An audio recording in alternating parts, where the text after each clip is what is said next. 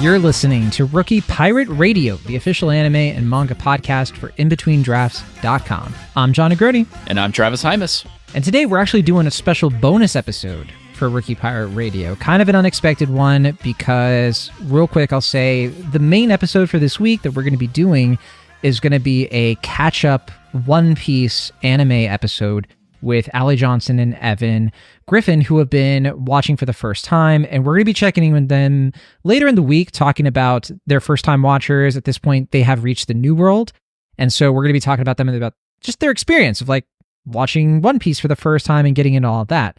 But we did have the unexpected and very tragic news of the passing of Akira Toriyama, and we decided, you know what, we need to talk about this and get some things off of our chest. And Travis, I gotta say, it's been rather emotional. I don't have a strict outline for this. I kind of just want to talk to you about just the emotions I'm kind of going through and hopefully the legacy of this guy, the Dragon Ball legacy, not to reference the video game.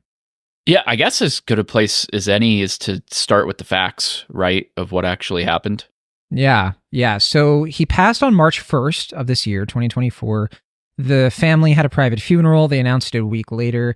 He died of what looks like it was some kind of blood clot in his brain. Acute hematoma. So that would be subdural accurate. hematoma. Yeah, he was only 68 years old. And for those of you who don't know, Akira Toriyama is, to me, he's the godfather of shonen manga and anime. He's kind of the reason that anime and manga is not just a big deal in the East, in places like Japan and China and Korea and so on, but also in the West. And that is because of Dragon Ball. He's the creator of Dragon Ball and many other creative works, but Dragon Ball, of course, being the most famous. And it's just like a huge loss. It's generally like, you know, when it's up there with the losses of like J.R.R. Tolkien, right? It's really like on that level. And in people who are living, it's like if we lost Steven Spielberg and maybe then some. It's Jack Kirby would be a solid comics Stanley. 1-to-1. You know, it's kind of funny for me anyway. Like I was at a game store. I was playing some Disney Lorcana to give people a context of what I do for fun. And I was in between games and just checked my phone, and Hippo in the Discord had actually posted the announcement about 15 minutes between when it had been released and when it got posted in the Discord. And I read it, and I got to be honest, if I wasn't like sort of leaning against a glass display of like D&D stuff, I probably would have fallen over. Like, yeah, this blew me away. I don't even think I would have expected to have that kind of reaction, but it really did just kind of knock me on my butt. Honestly didn't see it coming. And I know a lot of you listening will probably already be aware that, Toriyama influenced some of the great mangaka of our current day. You know, Toriyama stopped working on Dragon Ball in 1995, but he kept on working on manga for years and years, and video games, well known for Dragon Quest, Chrono Trigger, and so on. And for us, you know, you and me, One Piece, you know, Eiichiro Oda, you know, and also Naruto fans with Kishimoto, of course, look at Kishimoto, sorry. Look at Toriyama as really the person who inspired them. I mean, One Piece probably wouldn't exist. Naruto probably would not exist if it wasn't for Dragon Ball. Tournament arcs would not exist, Travis, like without this guy. He kind of just popularized a lot of things, specifically manga being more than just like kind of like gag. He kind of like popularized going past the gag manga stuff and doing action serialized manga that would last more chapters than was the norm in the 1980s, because Dragon Ball was unprecedented for its time.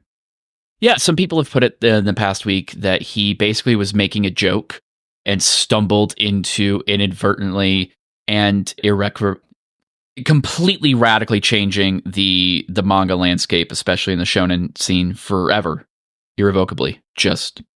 He kind of tripped into it. But of course, to him, it was just work.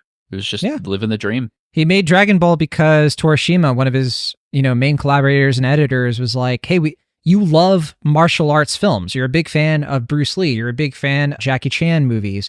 You should make a manga based on it. This is coming off the end of Dr. Slump, which in the early 1980s was a huge success in Japan, and it was set in California, and it was the gag manga of its time. And Torishima was like, you should do something based on what you love. And originally Toriyama was like, I don't want to do anything based on what I love. Like, I want to do a manga based on something that's a little bit different. But more and more, he kind of like got whittled down to doing the one-shot Dragon Boy, and that eventually turned into Dragon Ball in 1983, 1984. And then the anime comes out in 1986, and the rest is like, history and then some. You know what I mean? Yeah, Toriyama's pushback against his editors, not in a negative way, but just in the natural kind of back and forth between a writer and their editor, is kind of famous in multiple cases. Various Dragon Ball Z villains have been attributed to editors. There's his pets. His pets. There's the story goes that the reason Cell has like 3 forms over the course of the Cell Saga, which is my personal favorite part of Dragon Ball Z, is because the editor kept thinking that he could do better with the design. I love that so much, though. And you know what? Fair enough. Honestly, like, what a great example of kind of like the collaborative nature that can come from those things. I do want to talk really quickly about some of those other things. Dr. Slump #1 is actually just a really, really good, like, gag manga is one of those things where like it's really easy to say, oh, it's a gag manga, so it's funny. But Toriyama understands how to tell a joke. And so even in early Dragon Ball is hilarious. Yeah, that's kind of what hooked people with the anime. Yeah. It is. That's why Goku's the way that he is. But this is a recurring theme through all of Toriyama's work, is just this incredible ability to set up and deliver a punchline. My personal favorite Toriyama is actually, I don't know if you've ever read this. It's called Kawa. No, I haven't. Okay, so Kawa is a very, very short series, about 15 or so chapters, and it's about a were-koala, half were-koala, half a vampire boy, and his best friend, who is a ghost who has nervous farts. And then they go on a little adventure with a retired wrestler who accidentally killed a guy to get medicine for the monster flu of their island. And like, that sounds like a really ridiculous concept, but because it wastes no time setting up the jokes, those jokes reveal things about the characters. There's a particularly hilarious moment where they're trying to recruit this human adult to help accompany these children to go get this medicine. And so the main character is talking to him. His name's Paifu. And he's like, I'll do it for 10,000 yen. And he's like, okay, let me go talk to the village leaders. And he runs up the road just out of like sight and sits behind a tree. And so you've just got a panel of him sitting behind a tree, and like the shading of the next panel when he turns his head to see if it's been enough time just tells the entire joke by itself. And then he runs back and just lies to the guy. It is a perfect way of like telling that kind of funny story. It's just it's really cute and fun. I read it like every Halloween. I literally have writing about this and like why it's fun in my drafts that I've had for like 3 years now since we've been doing the site and stuff. Yeah. So that's fun to know that I'm late to that party, but he really was just a genuinely funny guy and really understood how to tell a joke, and that should not be missed as we talk about this, tragedy, but we can celebrate the fun that his life was as well. Yeah. And he worked on so much manga, so many different things over the years, to the point where, there's plenty of stuff I've never even heard of. And I've consider myself pretty caught up on a lot of his work, but he did so much. I mean, he was always an originalist. He was always coming up with new ideas, always wanting to kind of push himself. I really respect that he never felt, it seems this way, he never really felt like he needed to do another Dragon Ball. He didn't really try. Once he was done with it, he was like, you know what? I made something that was extremely successful, that had worldwide success. And you can just sort of tell he was content with it and was like, the stuff that I'm going to work on next, it's just going to be stuff that I want to do because I think it'll be fun. It was never sort of like, well, I got to do another Dragon Ball. He was very like known for being like, there's Naruto, there's One Piece, like the next generation is coming up. I know Oda has talked about like when he does One Piece, like he looks at Toriyama, like he thinks of Toriyama as like a Goldie Roger, as a Shanks, and the way that Toriyama kind of ushered him in, and like those themes in One Piece about, even to this day when we have like at the end of Wano, where Shanks is kind of, like, are you so scared of the next generation? That all kind of comes through like the mangaka who were kind of hanging up their hats, like who started up in the late 70s and really defined this style. And of course, Toriyama was influenced too. You know, he was influenced by Astro Boy, as many people know. He was influenced by Disney stuff. I think 101 Dalmatians was like one of his main influences, but also like Ultraman and kaiju films, as you can tell from, you know, the way the Dragon Ball kind of takes its turns. Yeah, I mean, Dragon Ball literally is an adaptation of Journey to the West. It is a Chinese-based thing. And so like you'll notice that Dragon Ball, it seems to be set in this kind of like quasi-futuristic version of China, and it's not really Japan. And it's sort of, you know, I think it was also born out of, I think Toriyama actually not lived in China, but like went to China as kind of like, this is a place where I'd love to set a manga, because there were so many influences he thought would be really fun. And the whole process of how he got to Dragon Ball is super fascinating. But I know for a lot of people, Dragon Ball Z was the way in, right? Like I didn't see Dragon Ball until I was like in middle school. Dragon Ball Z was elementary school for me, just based on like Cartoon Network and how all that stuff kind of flowed in the 90s. Yeah, I think I think for a lot of people it is the gateway drug to this medium. Yeah. Even now. It's kind of like talking about Goku is kind of this universal language of sorts. It's not really bound by a particular generation. It's not really bound by like a culture. It you know, by all accounts, it really seems even more so than something like One Piece, which actually is more popular internationally than it is in the States. You know, we get this kind of idea that it's this truly transcendent story that has this kind of like broad, really, really broad appeal, despite kind of being a very straightforward story. It does. It does. And I kind of want to get into, since we're touching on it now, the sort of entry point for me. I remember to this day the first Dragon Ball Z episode I ever watched. It was in the late 90s. And I think it was like 1998 or something like that. And at the time, this was back when it was before Toonami was a thing. And they were airing Dragon Ball Z on the version of, it would eventually be like Adult Swim, but like Space Ghost, Coast to Coast, like that kind of early version of it where it wasn't as mature, but they were showing it in the afternoons. And so I am a stereotypical Latino in the sense that many Latine people, we love us some Dragon Ball Z. Most of Dragon Ball Z that I have watched and enjoyed has been in Puerto Rico. And that's a whole other can of worms. But the first episode of Dragon Ball Z I ever watched was an afternoon at my abuela's house. And I remember it was the episode during the Saiyan saga where Gohan watches as Piccolo dies. Piccolo has sacrificed himself for Gohan. I know what you're thinking. That is a hell of an episode of Dragon Ball Z to start on. But I mean, honestly, it is. It is. But it's like, it's such a like quintessential episode. So I was lucky in that way. But also the artistry and the emotion of it hooked me immediately. I had no context. I had no idea why this green guy, I thought he was Piccolo. Because he was green and like a pickle. Like that's how, you know, like out of context I was.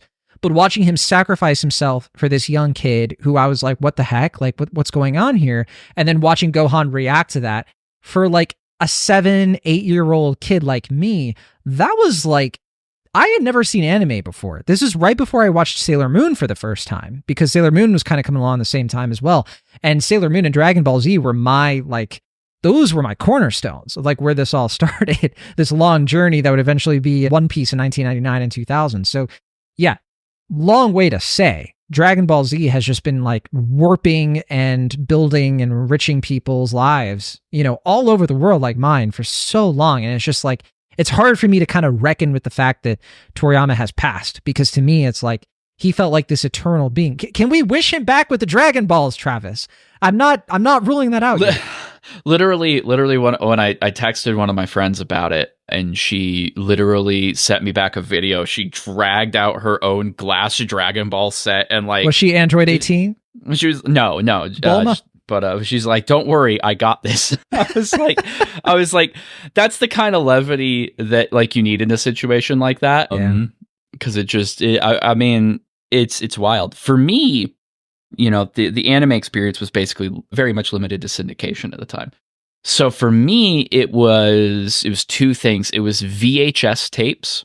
Oh yes. You could rent those. So I had people who would rent those, and we would do like sleepovers in the neighborhood. Every birthday and Christmas, I was like, I want this one, and I would carefully, curate it from, the Cell Saga before the Cell Saga came out, Trunks Prelude to Terror. It's the movies, right? Those OVA movies. Oh yeah, that they the Cooler here. movie, both of them actually, and then also the Boo Saga, a few of the tournament ones. I was like, I can't wait until they show up, and I got to get the subtitled, Spanish ones.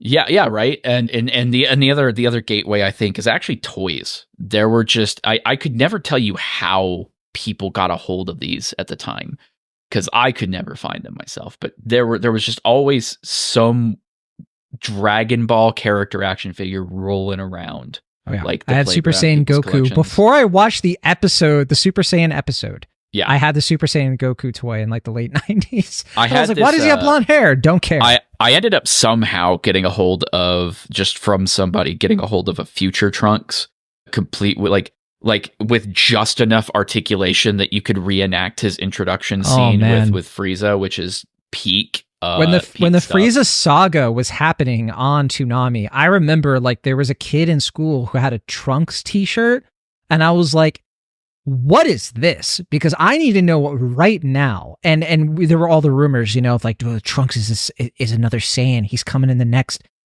thing, and Toonami's going to get to it. But then they would do like the Garlic Saga, and then it would loop back, and it was torture. I genuinely was just like, I can't wait. I'm so upset. Yeah.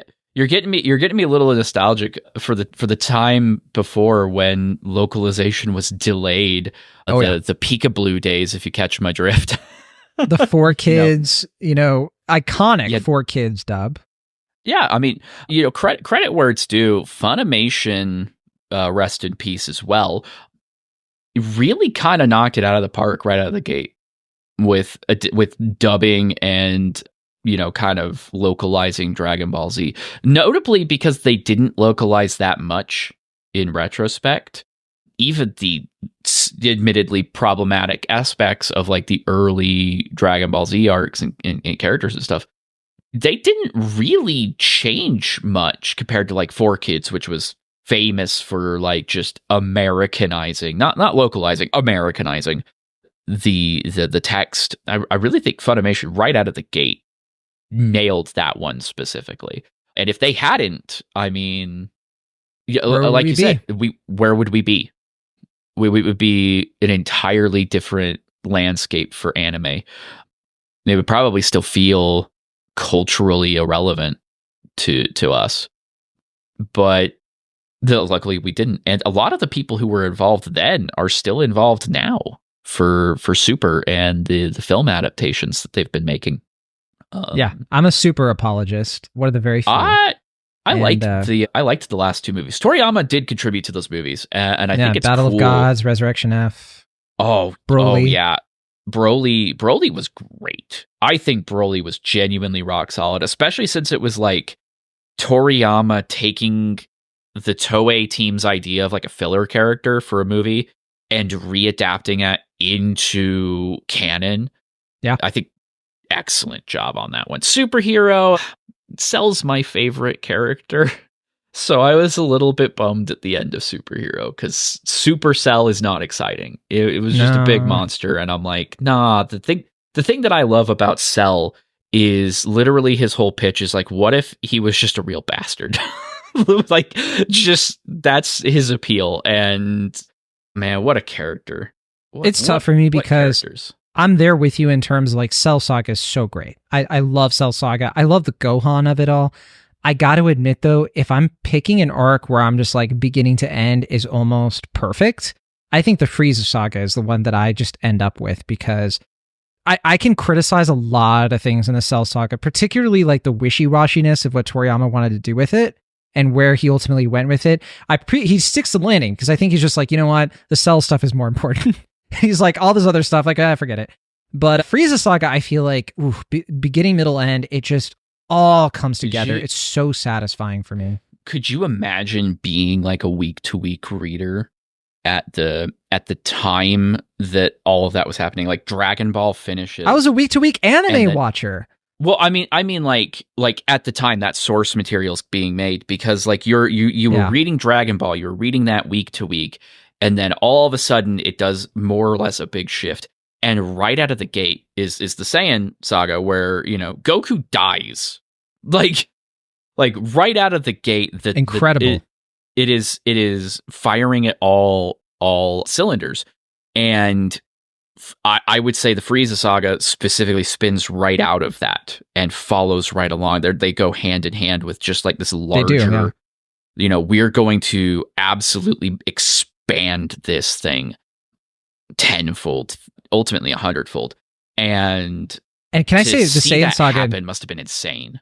And the Saiyan saga in particular, one of the few cases where I think the filler enriches the text.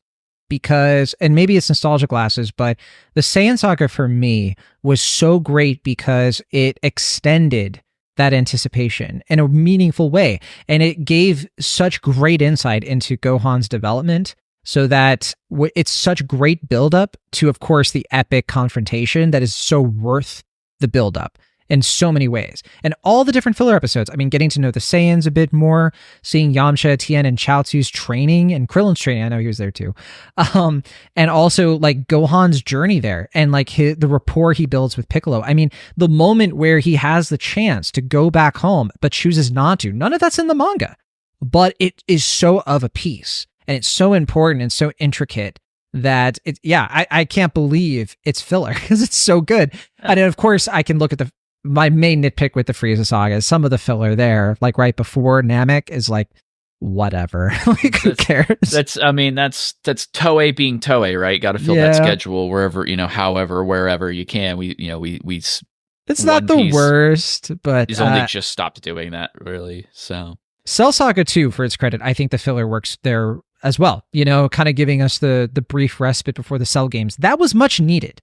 We genuinely needed a breath, because it was just fight after fight after fight, and we just needed a second to breathe with, Goku and Gohan, and kind of like having a little bit of fun before all the inevitable wildness happens. And we're kind of taking a trip down memory lane, but just to get across the main message where Dragon Ball Z was so influential. I mean, folks here know that you and I, One Piece has always been a bit of a, foundational kind of piece of media for the two of us, but Dragon Ball as well. We don't talk about it super often just because there hasn't been much to say lately with Dragon Ball. I mean, there's the manga still going with Super, but it's one of those things where it's like, you say Mickey Mouse is your favorite cartoon character. Like, oh, okay, sure. Like, you don't really think about it, right? Goku, Mickey Mouse, I mean, they're in the same category. Yeah, they absolutely are. They absolutely are. I would go so far as to say that like Mickey Mouse is big, but Goku is, again, kind of globally relevant. It is. Yes. You can go to the other side of the world and go down a random alleyway, and you will find Goku graffitied on a wall. Well, you can literally regularly. Like in an alleyway, do the Kamehameha pose, and somebody will pose it back to you. Someone will do it to you. Absolutely. Absolutely. Like, nothing really compares. Like, there's a lot of globally successful series. Demon Slayer, for example, has been absolutely bonkers. But, Demon Slayer hasn't been around for 25 plus years and still has the same impact. Still maintains that same impact. Dragon Ball is so popular that like they were able to bring it back. It was gone for a time, maybe not as long as maybe it should have been, but like Toriyama writes Jocko the Galactic Patrolman, another great little mini series, and reveals at the end that it's a Dragon Ball. Towards the end, it reveals it's canon to Dragon Ball, and I think that was the moment he starts kicking around the idea of like, maybe I come back, maybe I do this again. Yeah. It feels way more natural for the more recent stuff. It does, I think, especially since he uses it mostly as a way to backdoor another creator into an ongoing series. He dipped his toes too, because he did the crossover with Oda, before that, right? Like a crossover between One Piece and Dragon Ball. Like, he had clear affection for Dragon Ball this year. So he never had that arc where he was like, he got out when he wanted to. They let him end it, Yeah. Toei never wanted it to end, but that's a whole separate conversation. And I think it's a John. I think when it comes to like Toei and Toriyama, when it comes to like Dragon Ball, GT, the redheaded stepchild of this whole conversation, I think it's a John Carpenter situation where it's like, I get paid.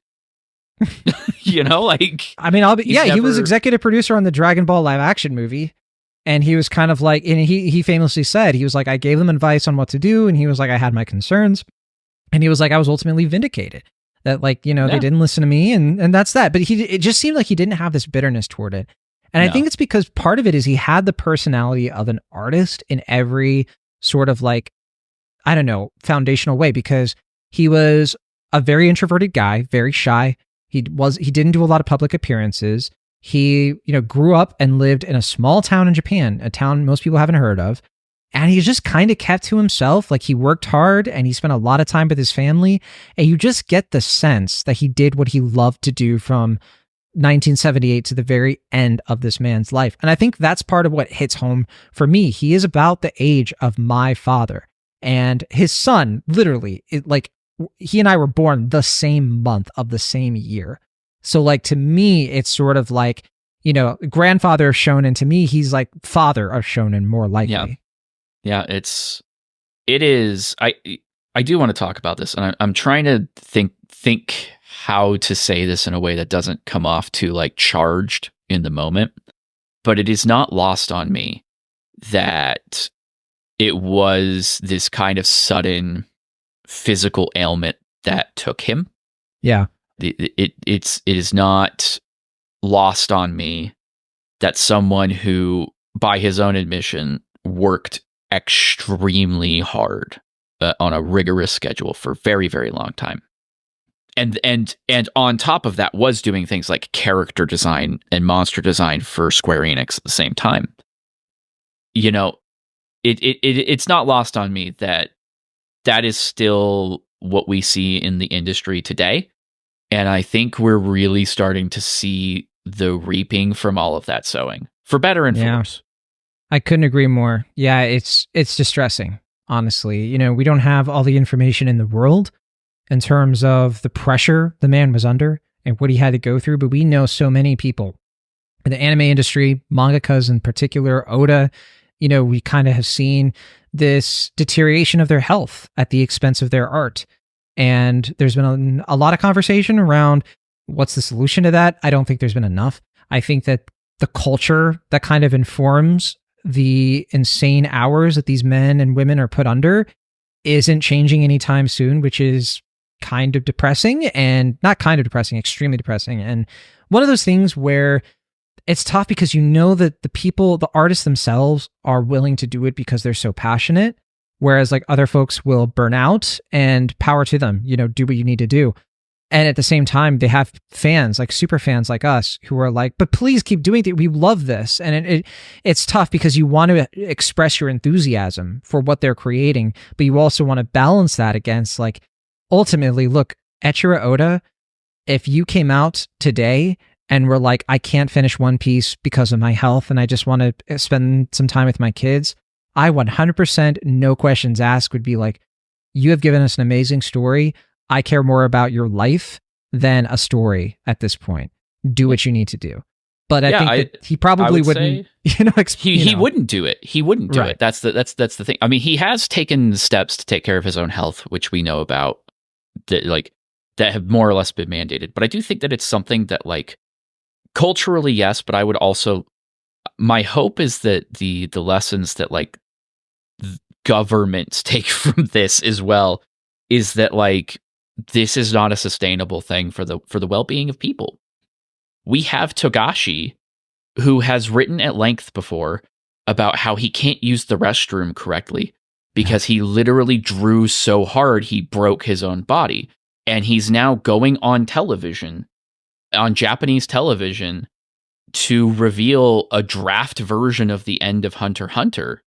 Not the one that he intends to actually release if he does get to end the series, but just one that he's kicked around before. And he revealed it on this, like, just read it out on this television program, specifically in the event of his own death, just so that there would be something for people to have.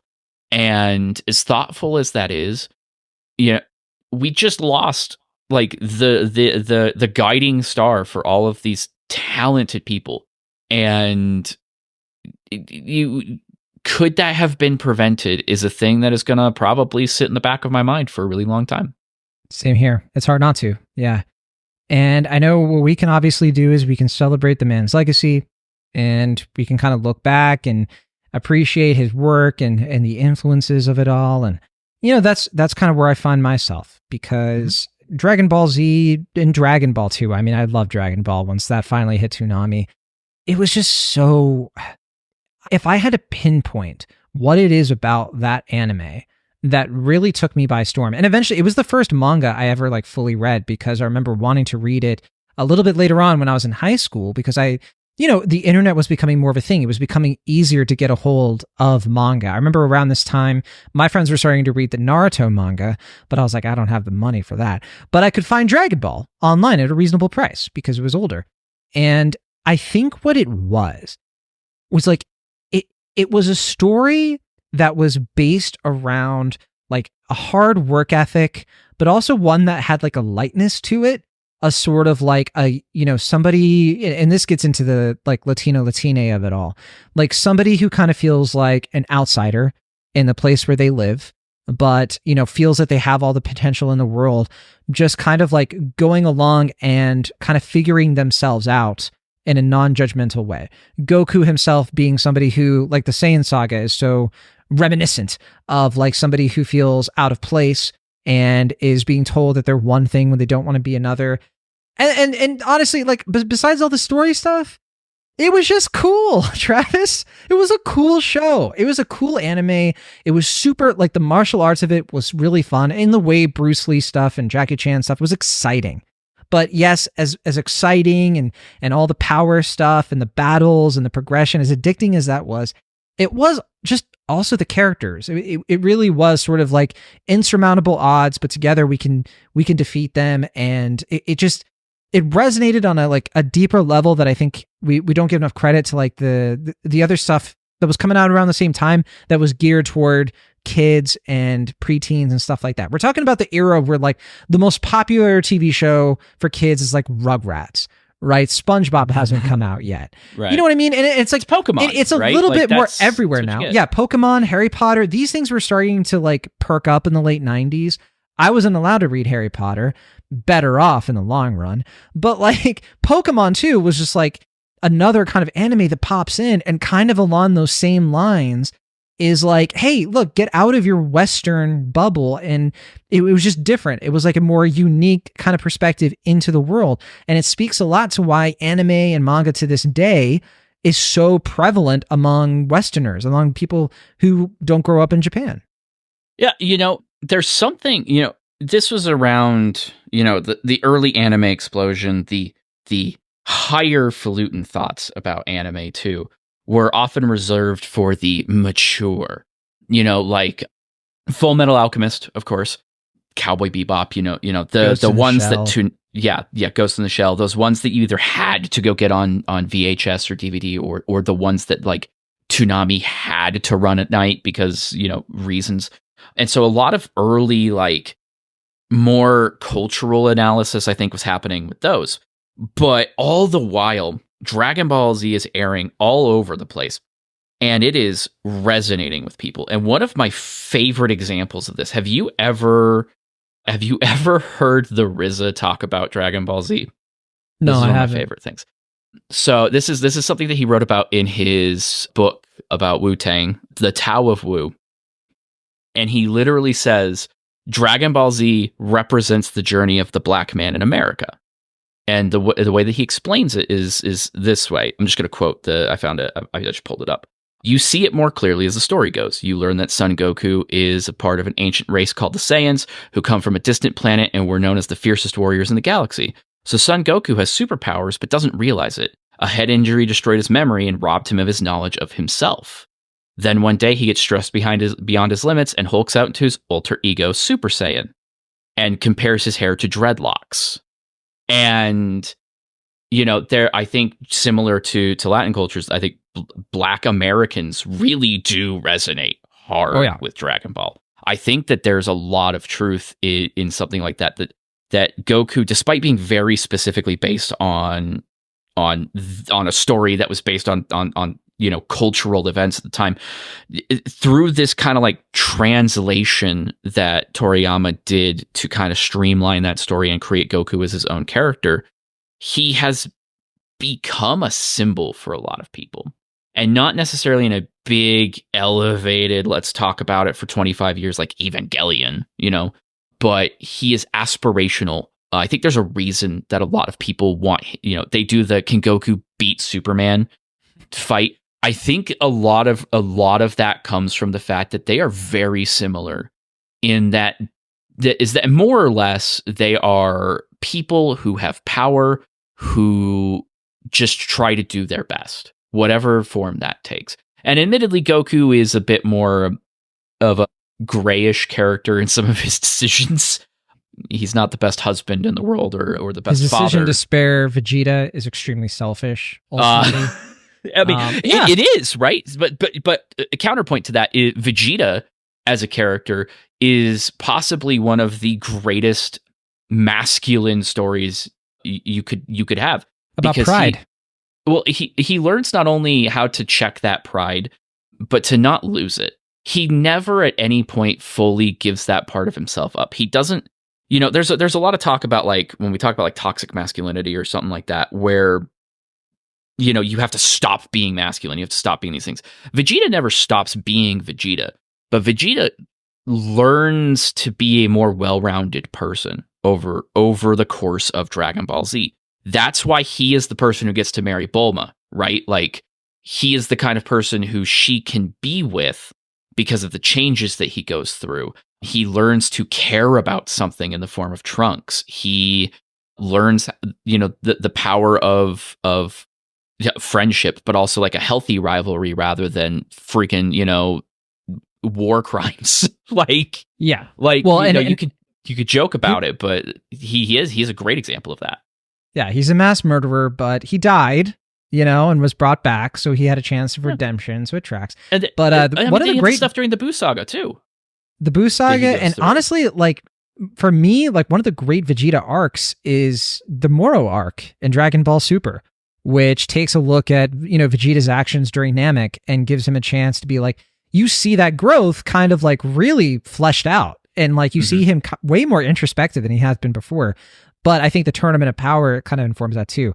I gotta say though, because look, Vegeta, great character, but I'm gonna loop it back because you mentioned how Goku has been such a big deal with the Black community. My man Piccolo is an icon. The man in who the Black community up. And Latino community. Yeah, the stepdad who stepped up. Yeah. There is a great book called Piccolo is Black, a memoir of race, religion, and pop culture by Jordan Calhoun that came out a couple years ago. It's so great because it's sort of about how characters like Piccolo are coded African American. And you can kind of tell, like, even in Japanese stuff, like the book covers other characters like Ursula from Little Mermaid, for example. But it's sort of about how people, like Black people, kind of like recognize a Black character when they see one. And Piccolo is one of like the ultimate examples of that. And I just think it's a great read. So I highly recommend it. But Piccolo, for me, I just love, you can just tell Toriyama always had such a real soft spot for the character because he always found a way to shoehorn Piccolo into the, like of all the characters like Tien, Yamcha, he was like, yeah, they're still around. All right, Tien, you can have this like little quick moment with Cell, if you want, who cares? But Piccolo, up until the Buu Saga, is so instrumental to the plot. Like Toriyama never lets him get lost in the background like he does, like other characters do. Even Krillin. By the time you get to the Buu Saga, Krillin is a shadow of like his former sort of like importance to the story. But Piccolo is always crucial. Piccolo is just like a character that, to me, is like one of the great halves of Dragon Ball. You can't have Dragon Ball without Piccolo, in my opinion. Which is why Dragon Ball Super, I think, is like a little bit lesser because you don't get as much Piccolo. You get plenty, but the way Dragon Ball Super handles Piccolo and my favorite character, Gohan, because I'm a 30-year-old person. So of course Gohan's my favorite. Yeah. It's did you see Superhero? Yes. 2022, I think I saw that. Yeah. It would have been 22. I think that was the acknowledgement that like, yeah, it's these characters' turn. We're gonna take this and we're gonna run with it. And now I'm kind of curious to see what becomes of that.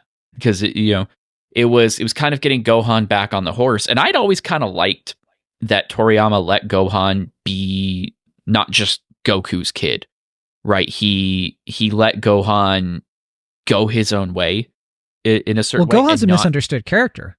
Yeah. People look at what happens with Gohan in the Buu saga and Super, and they're like, oh, it's bad that he kind of becomes lazy and complacent. I'm like, no, he doesn't. You do not understand Gohan. Complacent. He never wanted to be like his dad. Yeah. Yeah. I mean, you think about what he went through as a kid, and I think this is Toriyama like acknowledging that is saying, hey, this kid went through things that gave him this worldview. This is that natural progression of that. He doesn't necessarily want that for himself. He would absolutely be content just working in his office, at the house, going to work. You know, he'll let Pan do the same thing. You know, he'll let Pan have adventures and stuff and train with Piccolo and everything. But like, he's not going to, you know, he's not necessarily going to put on the fatigues until he absolutely has to. And it's superhero Piccolo kind of drags him out. You know, again being the stepdad who steps up in the case of Pan. But the only complaint I have about Gohan is that I think in the Buu saga you can just sort of tell. Like I do think that like Toriyama kind of lost faith in continuing that story in a great way, and I think he just kind of shifts to the Gotenk stuff. He shifts to, well, okay, we're going to bring back Goku, and I just don't love the way that he handled like the Mystic Gohan stuff. I don't think it's very good at all. Like it's just sort of like a lazy power up instead of it being really informed by who the character is in that way. And so to me, I think like the Gohan arc doesn't end strong, but I mean, if you follow it through, I think it's great for what it is. Like, I think like Gohan getting to that point where Vegeta is like kind of haranguing him for, you know, not being as strong as he was against Cell when he's fighting Dabura. Cause I think they established like Dabura is as strong as Perfect Cell was. So like Gohan should have no trouble with him whatsoever. But the fact that he does, like, and Vegeta doesn't understand it, I think is a great moment because like you see like what Toriyama is trying to say about like Gohan just never saw himself as his dad. Like it was, and that was never going to be the case.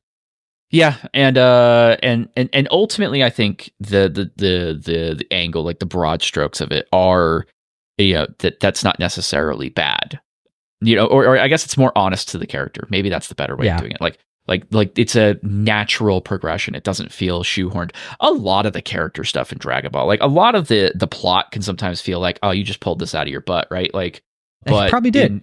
I mean, he probably did. Let's be real. Yeah, he was making it up as he went, right? So, but in terms of like the character arcs, I think it's extremely thoughtful. Even in the smaller, you know, in the smaller stories, or even something like Dr. Slump, there are character arcs there. They manifest more like a CAC manga, you know, like it's slow progression, and you never really lose that sight of like the original personality, because that's where the jokes come from. But it's there. It's absolutely there, and I think that made it so radically relevant for so many people. It's truly culturally transcendent. I think that's why the last truly great moment of Dragon Ball for me in terms of the anime was Gohan returning as Mystic Gohan to fight Super Buu. And the fact that he fought him without turning Super Saiyan and how all that stuff went, to me, that was like perfect. I loved it so much. I don't love what they did after, but just like him kind of returning and wearing Goku's like gi and everything, but kind of doing things his own way. That to me was Gohan. That was what made the character interesting, you know, and the way that he applied everything he learned in that arc. I do at the same time kind of just wish they had ended it there. Like, why did they have to, you know what I mean? Like, fine, okay, we're going to get Vegito. It was just such fan service. But yeah. I mean, I think at that point, Toriyama knew he was going to be wrapping it up, right? That there wasn't going to be more originally anyway after this point. And so I think he really just wanted to try to go out with a bang. A lot of mangakas see themselves as salesmen. They're trying to, you know, put on their best customer service. They want to give you the best product for your, you know, weekly Shonen Jump purchases as they can. I think I just like his last move was like, what if the spirit bomb worked? Like that was the whole base. Like, what if we're gonna do it time just because we're going out this time, the rule of 3 doesn't apply. Right? Like, I'm sure there is so much more we could say about Akira Toriyama. As you can sort of tell, the enthusiasm is endless, and he's going to be dearly missed. But I think the things that he contributed, the lasting impact he had on not just manga and anime, but just culture, media at large, it's immeasurable. Like, there's no way to actually quantify what he did. The amount of people who reference Dragon Balls as an influence beyond mangaka and anime storytellers. I mean, we're talking about people. We're talking about like Michael B. Jordan with Creed 3. You know what I mean? Like, Dragon Ball is just such a monumental work. Like I said before, the tournament arc, kind of came about because of him. We wouldn't have gotten. I think Yu Yu Hakusho was after the Budokai tournament, if I'm not mistaken. Yeah, like the original Dragon Ball tournament. Yeah, for sure. Right, because the Dark tournament happened, I think, like mid-late. Like, it's not like they were totally super far apart or anything. And some will say that Yu Yu Hakusho perfected it. Maybe that's true. I'm sympathetic to that opinion. But there was nothing like watching that original Dragon Ball series, like after being a fan of Dragon Ball Z and going through the Tenkaichi Budokai tournament for the first time and being like, man, even when you strip away all the stuff that we're used to, like the endless power-ups, the scouters, and the Saiyan stuff, fundamentally, Toriyama is just such an electric storyteller. It's the gag stuff like you were talking about, the sense of humor, the jokes and payoff.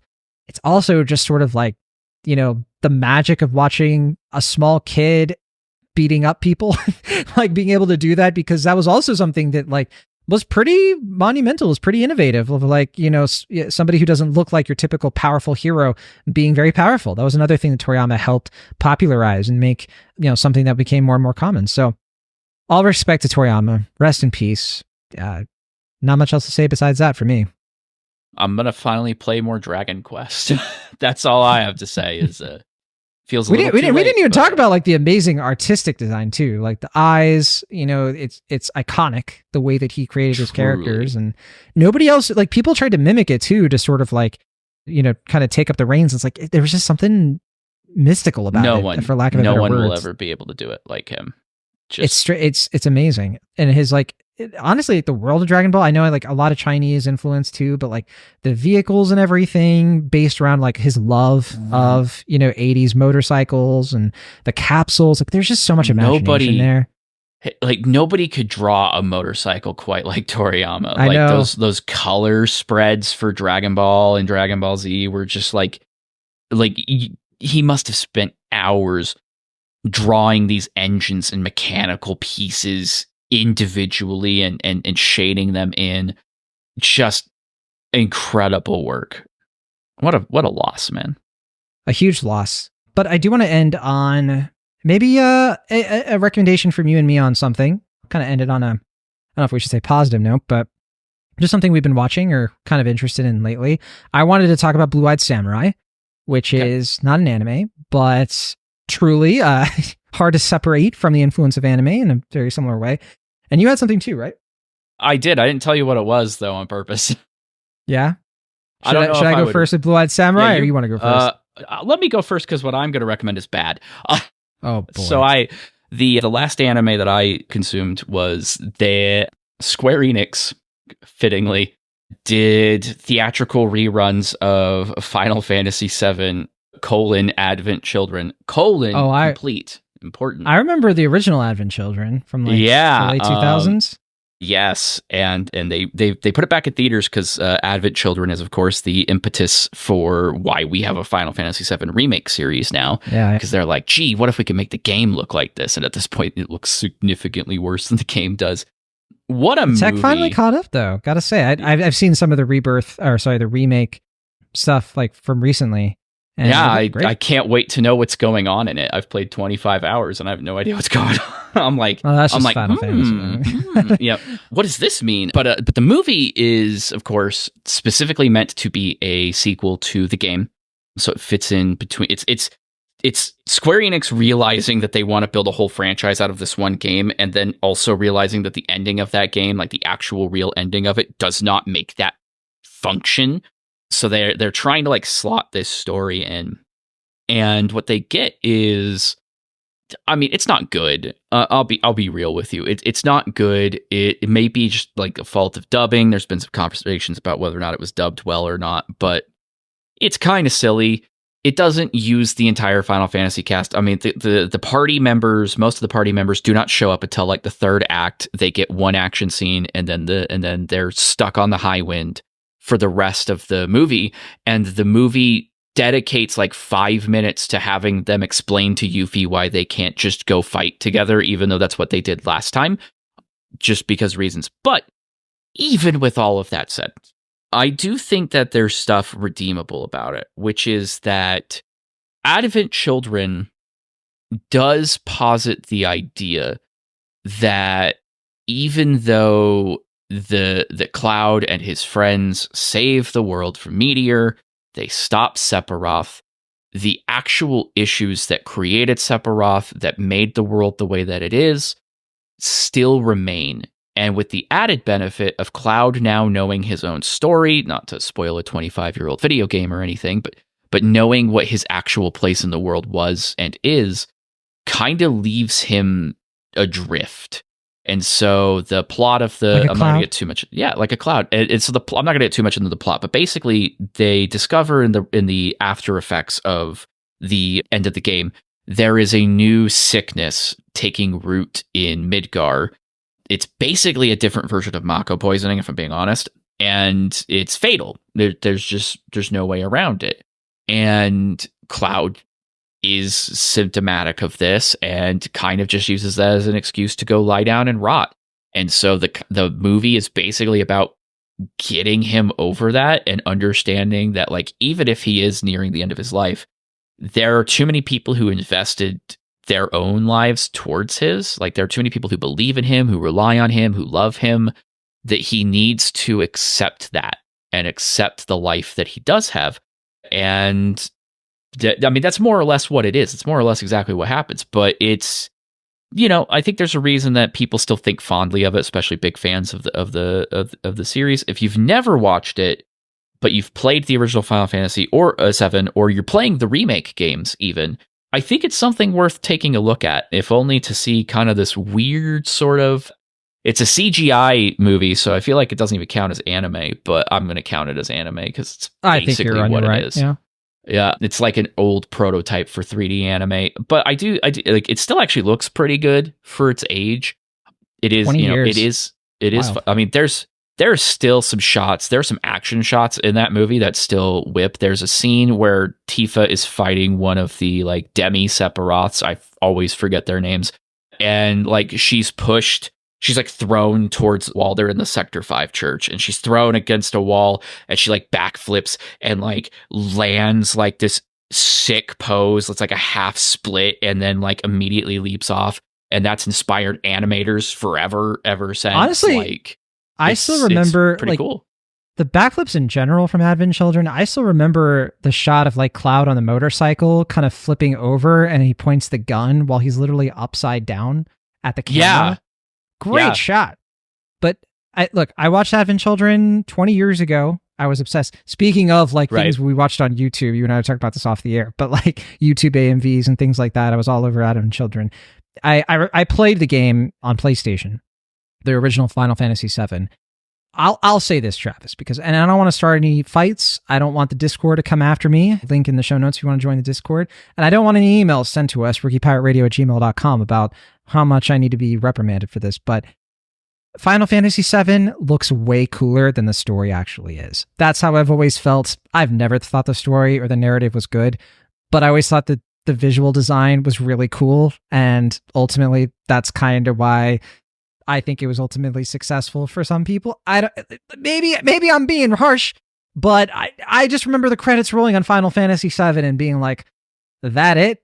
Because I felt like I got a better narrative out of Metal Gear Solid. Anyway, that's all I got to say about that. Man, I mean, comparing it to something like Metal Gear might be rough. I mean, I don't think people would say Final Fantasy VII, like this is hotly debated. I mean, my favorite Final Fantasy is probably 4.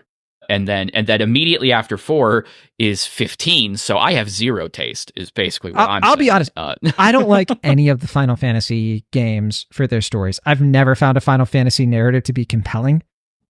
Just for me personally. That's not to say that people who do find it compelling are wrong about something. That is not it at all. There's just something about these games where the story just doesn't click with me at all. For whatever reason, it has more to do with me than anything else. But that said, that's kind of why I haven't had any interest in being like, oh yeah, I want to play the remake games. But I'm like, I'm good. No, we can talk about that. Got it. We could talk about that after, because sure. Because it may have a similar opinion to you. But anyway, that's my anime, my very recent anime exposure. But since we last talked. Nice. And I have been watching some anime. You know, I finished up 100 Girlfriends Who Really, Really, Really, Really, Really, Really Love You. Perfect. Every detail. Yeah. Loved every second of it. The last 2 episodes, some of my favorite anime episodes of the year. And we're only a couple months in. But I wanted to bring up Blue Eye Samurai because I was really impressed. Like, really impressed with this show. I kind of got it kind of gave me the same feeling an animated show gave me as something like, and I want to be careful how I compare it because I don't want people to think like, oh, it's like that. It's very much its own thing. But to me, it's the show that I wanted Yasuke to be, that other kind of like Netflix show that's kind of like a Western Japanese samurai thing.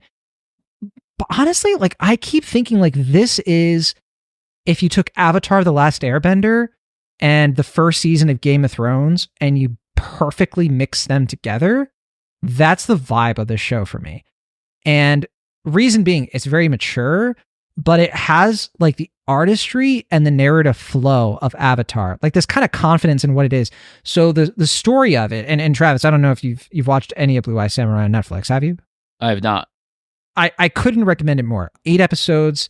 I thought it was brilliant. And it follows, well, first of all, I'll say it was created by a husband and wife team, Amber Noizumi and Michael Green, who you can just kind of tell that they like had a great idea and put everything they had into it. So it's already been renewed for a 2nd season, so I'm very excited. But so this takes place during in like the mid 1600s, so like the mid 17th century. We're talking about like, if you've been watching Shogun on FX, which is also fantastic, really great show. I think the first few episodes are on Hulu right now. That's kind of like the beginning of the 17th century when you started having more white people besides Portuguese people coming to Japan. And then by the time you get to the mid 17th century, like white men, white women, like they're not allowed in the country. And the story follows a mixed race person. And I want to be really careful about what I give away here because this is kind of a show about gender in very specific ways I don't want to give away. And it's kind of fascinating, actually, like what this show says and gets away with. But it's about a literal blue eye samurai. So they are half like Japanese, half white. They have blue eyes. And from the get-go, you can kind of tell that their gender is dubious, but they go by he, him pronouns. But it's, look, I don't want to say that in a way of just like they introduce themselves that way. We're not talking about this like overly anachronistic story, but it is, I think, a smart and mature story a la Game of Thrones. Like the way Game of Thrones talks about gender and patriarchy and feminism, at least in those like early seasons when it was more George R.R. Martin's thing and not, you know, what it eventually became. This show is kind of doing that in Japan. The action in this show is incredible. It's really just following the samurai and you get their backstory and like how they become this badass, but also like it's a very politically smart show about like the shogunate and this like cast of characters who kind of all fall into this like conspiracy web seemingly all at once. And it's really plausible. There's a lot of like disability representation in this that isn't just disability for the like representation for the sake of it, but it actually adds to the story of like people who have so-called deformities, but are trying to be great in their own way. And really it's a revenge story. The main character is just like, there are 4 white people left in Japan and I'm going to murder all 4 of them. And you're like, why? Why do you want to do that? And then you kind of find out that, yeah, like what the deal is with that. And it's brilliant. Great voice cast. Voice cast is incredible. Maya Erskine plays the main character. and Mizu, which means water. And you kind of find out why, the blue-eyed samurai is called water. You can kind of guess from the blue eyes. But there's a line about that that's really great. But also Masioka plays Ringo, who is just like, starts off as this like hapless soba cook who follows around, the main character trying to be their apprentice. I mean, Brenda Song plays this princess who ends up being like extremely like have all this agency that's really interesting. Randall Park is in this, like for some reason. George Takei, Kenneth Branagh plays the villain. I mean, it's just, it's a beautiful show, like absolutely gorgeous. What this show does with atmospheric lighting and the way certain scenes come about, it is like a 3D animated kind of thing, but it is seamless. Like it looks incredible. Blue Spirit, the French studio, did the animation here, and it is like cinematic. It is big screen movie theater quality stuff. And that's kind of where I get the Avatar comparisons too, because it to me, I'm watching it, I'm like, I cannot believe the level of animation for a show like this is this seamless and beautiful. Yeah, if you want like it's just a great action story, but there's so much interesting stuff. It's so 2024 where I feel like it understands its audience. It understands that people have evolving questions about gender and being mixed race, and kind of like reckoning with the darkness of history, but not being fully beholden to it, and criticism that many people rightfully hold against A Song of Ice and Fire and Game of Thrones, in which it kind of relishes, it feels sometimes, in the like the oppressiveness of it and the grim dark of it all. This is a show that ultimately is a little bit more, it's like deliriously, almost kind of cynically hopeful, which sounds like a paradox because it is. But yeah, it's hard to describe. But yeah, Travis, it's very much up your alley. I think a lot of people listening, if they haven't checked it out, I couldn't recommend it more. I will advise you against watching it on a plane because there is a lot of nudity in this, and but none of it is kind of like, gratuitous for this, like overly gratuitous. It all kind of just adds to the texture of this world, if that sounds probably weird, but just the fact that it goes there, I think that there's something interesting about it. There's just like a scene where there's like this festival and everybody has to take their clothes off and go into the water to like try to hunt for this scroll that they get like a wish, and it's just such a silly scene, but it's contrasted against this epic battle, and it's so well written. It's like straight up literary to its level in terms of like just being an engaging epic. So yeah, Blue Eye Samurai, it's on Netflix. One of the few things I've enjoyed on Netflix lately, unironically. As the kids say, based. It's so based. Yeah, I'm a huge fan. All right. That'll do it, though, for us on Rookie Pirate Radio. And we're going to be back to talk to Ali and Evan about their One Piece journey. And I think they're both in Dressrosa at this point. I forget where Evan is exactly, but... Evan has been on pause, waiting to do this. Ali has no patience whatsoever because she's fully inducted into the church now at this point. She is. So we'll be back forward to that. And of course, you all know what to do if you want to join the Discord community. Link is to the show notes, and we'd love to talk about anime and everything else like that in the Discord. Our email is rookiepiratradio@gmail.com. Don't worry, I'll say it again, Travis. I know you always wanted me to say it 3 times, and so this will be the 3rd. Rookiepiratradio@gmail.com. Tell your parents. And we'll see you on the next one.